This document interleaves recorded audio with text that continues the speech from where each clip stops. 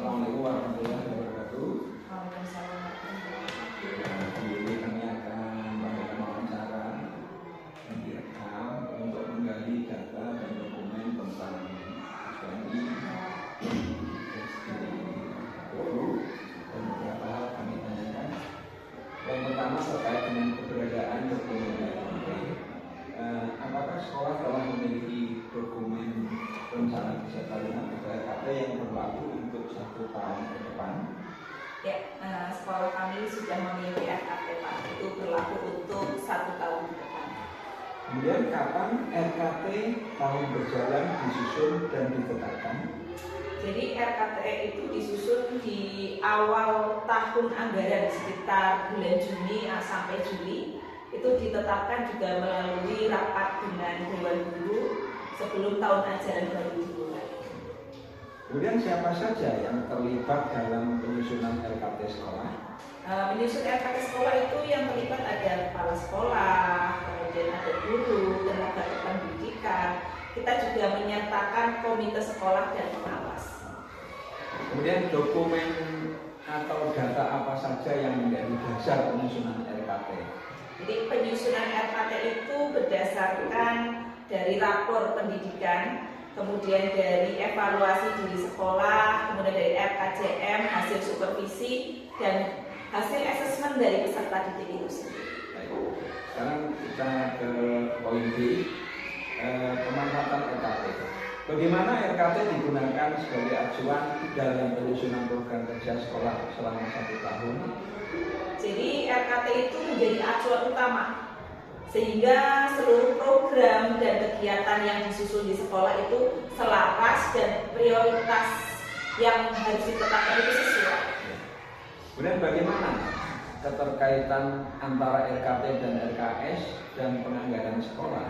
RKT itu dijabarkan ke dalam RKAS, jadi sehingga setiap program yang nanti ada di RKT itu memiliki alokasi anggaran yang jelas yang sudah dituangkan di RKAS itu.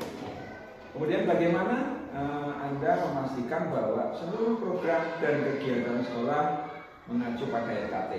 Tentunya kami juga melalui rapat koordinasi rutin, kemudian ada monitoring dan evaluasi secara berkala terhadap kesesuaian pelaksanaan program dengan RKT itu sendiri. Berikutnya untuk poin C, implementasi dan monitoring. Bagaimana mekanisme pelaksanaan monitoring dan evaluasi terhadap program-program yang tercantum dalam RKT? Ini melalui rapat evaluasi yang dilaksanakan secara berkala, kemudian melalui supervisi dan laporan pelaksanaan dari masing-masing penanggung jawab program. Terus apa indikator yang digunakan untuk mengukur keberhasilan pelaksanaan program dalam RKT? Jadi indikator keberhasilan program RKT itu sendiri ada, kita namanya itu ada target capaian dalam RKT dan RKAS, kemudian ada hasil rapor pendidikan, dan ada indikator kinerja masing-masing program. Kemudian kita sampai di poin D, dampak dan perbaikan berkelanjutan. Apa dampak implementasi RKT terhadap peningkatan mutu pembelajaran dan kinerja sekolah? RKT itu sangat berdampak terhadap sekolah, terutama dalam meningkatkan mutu pembelajaran, kemudian tata kelola sekolah yang lebih terarah, dan tentunya ini adalah capaian rapor pendidikan yang semakin membaik. Kemudian bagaimana hasil evaluasi pelaksanaan RKT dimanfaatkan dalam penyusunan program tahun berikutnya? Dalam menyusun RKT itu kan pelaksanaan kita ada evaluasi. Kemudian dari hasil evaluasi itu, itulah yang dijadikan sebagai bahan analisis kebutuhan sehingga RKS tahun berikutnya itu lebih tepat sasaran. Kemudian apakah ada kendala yang dihadapi dalam pelaksanaan RKT dan bagaimana strategi sekolah untuk mengatasinya? Ya Pak, dalam pelaksanaan RKT itu sendiri kami menemui kendala, kendalanya bersifat umum, yaitu adanya keterbatasan anggaran, kemudian waktu dan SDM. Tentunya kami mengatasi ini dengan menggunakan skala prioritas dan kolaborasi dengan pemangku kepentingan lainnya. Berikutnya untuk indikator 1.B2 terkait dengan penyusunan RKT berdasarkan pada rapor pendidikan dan data pendukung lainnya. Bagaimana proses penyusunan RKT di sekolah Anda? Penyusunan RKT ini diawali dari analisis data, kemudian perumusan program prioritas, lalu menyusun draft, pembahasan bersama tim, hingga pengesahan oleh kepala sekolah. Apakah dalam penyusunan RKT diawali dengan analisis rapor pendidikan? Mohon dijelaskan. Ya, tentunya Pak, menyusun RKT itu harus kita menganalisis terlebih dahulu rapor pendidikan. Analisis rapor pendidikan ini dilakukan terlebih dahulu untuk mengidentifikasi capaian dan permasalahan yang perlu ditindaklanjuti. Ya. Kemudian data pendukung apa saja yang digunakan selain rapor pendidikan dalam penyusunan RKT? Itu kami ada evaluasi di sekolah, kemudian ada hasil asesmen, hasil supervisi, dan juga ada masukan dari warga sekolah. Dan untuk poin B, pelibatan warga sekolah dan pemangku kepentingan lainnya dalam penyusunan program. Siapa saja yang dilibatkan dalam penyusunan RKT dan program sekolah? Ya, penyusunan RKT dan program sekolah ini kan dilaksanakan melalui rapat. Rapat itu kami melibatkan kepala sekolah, guru, tenaga kependidikan, komite sekolah, dan orang tua atau wali murid. Kemudian bagaimana mekanisme pelibatan guru dalam penyusunan program? Guru itu dilibatkan dalam rapat kerja dan diskusi kelompok untuk memberikan masukan sesuai dengan bidangnya. Kemudian apakah komite sekolah, orang tua, dan pemerintah desa juga dilibatkan? Bagaimana bentuk keterlibatannya?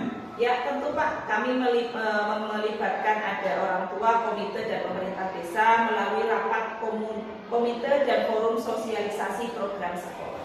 Dan kita sampai di poin C, kurikulum memuat perencanaan dalam bentuk kalender pendidikan. Apakah kurikulum dan operasional satuan pendidikan telah memuat kalender akademik? Ya Pak, KOSP itu telah memuat di dalamnya itu salah satunya ada kalender akademik sebagai bahan acuan perencanaan pembelajaran. Kemudian bagaimana proses penyusunan kalender akademik di sekolah Anda? Kalender akademik itu disusun berdasarkan kalender pendidikan yang dari dinas, lalu disesuaikan dengan kondisi dan kegiatan di sekolahan. Terus siapa saja yang terlibat dalam penyusunannya? Yang terlibat di dalamnya itu ada tim kurikulum, kemudian ada kepala sekolah dan guru. Bagaimana kalender akademik menjadi acuan pelaksanaan kegiatan pembelajaran dan program sekolah? Jadi kalender akademik itu menjadi acuan dalam kami menyusun jadwal pembelajaran, penilaian, dan kegiatan sekolah sepanjang tahun ajaran. Poin D, perencanaan program dikomunikasikan pada berbagai pihak. Di antara satu, bagaimana sekolah menyampaikan RKT dan program sekolah kepada guru? Jadi program sekolah dan RKT itu kita sampaikan terlebih dahulu kepada guru itu melalui rapat awal tahun ajaran dan forum guru secara berkala. Sebagaimana program sekolah dikomunikasikan kepada komite sekolah dan orang tua? Ini melalui rapat komite, kemudian kami juga membuat surat edaran dan pertemuan wali murid. Kemudian dalam penyampaian informasi itu, program-program itu melalui media. Apa saja yang digunakan untuk menyampaikan informasi program sekolah? Ya, media yang kita gunakan itu tentunya ada rapat tatap muka, jadi kita langsung menyampaikan secara langsung, kemudian kita juga ada grup WhatsApp, kemudian ada di papan pengumuman dan melalui surat resmi.